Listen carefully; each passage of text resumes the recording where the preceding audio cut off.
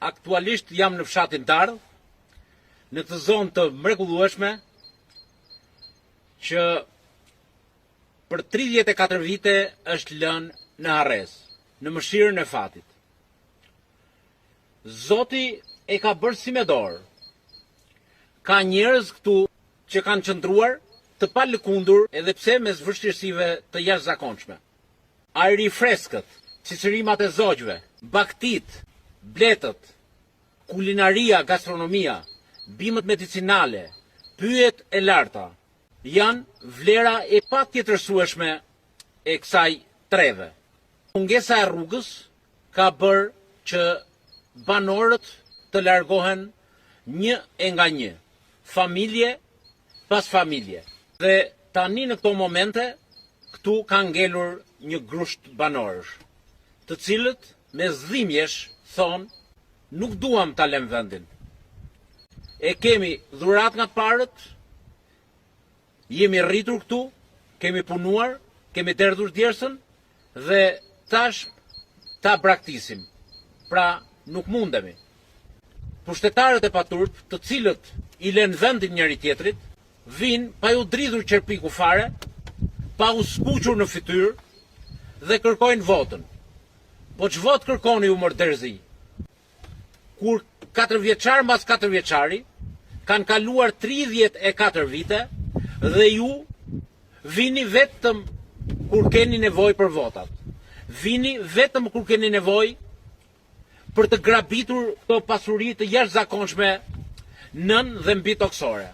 Vini kur bëni një projekt dhe për t'i dhuruar këto prona oligarkëve, mafiozëve, të cilët kanë filluar me hapa galopante që ta uzurpojnë këtë vend, të uzurpojnë kodrat, të uzurpojnë malet, dhe banorët vendas të kthehen në hysmeqarët e tyre.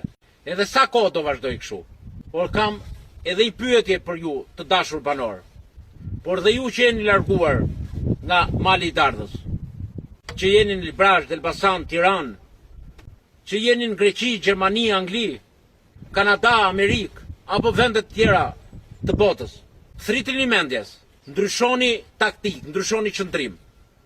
Çojeni votën aty ku mendoni që këto resurse natyrore do të jenë në shërbimin tuaj. Do të përkthehen në të mira materiale, do të përkthehen në vlera, do bëj atë që nipër, mbesa, stërmesa, stërnipër, të mendojnë dhe ta rivitalizojnë të zonë. Mua më keni mbështetje për çdo hap tuajin. Do të jem zëri juaj në rrjetet sociale, në media. Apo, në qoftë se në 11 maj 2025 vota juaj do më dërgojnë në parlament, foltorja e parlamentit do të jetë në shërbimin tuaj për çdo problem dhe nevojë që ju të keni. Unë jam një njeri që rri me ju, kam ndetur me ju dhe do të rri me ju. Nuk do t'iki nga ky vend i mrekullueshëm, por do të qëndroj stoik.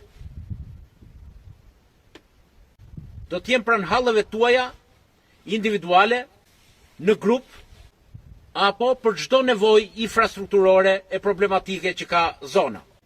Ju uroj mbarësi, kudo që jeni. U kërkoj që të mendoni dhe të ktheni kokën pas. Të ktheni kokën nga origjina juaj, të ktheni kokën nga djersa juaj, të ktheni kokën nga vlerat tuaja, sepse kam bindjen që të gjithë bashk ne do t'i japim atë drejtim që ka nevojë ky vend. Zoti ju bekoft.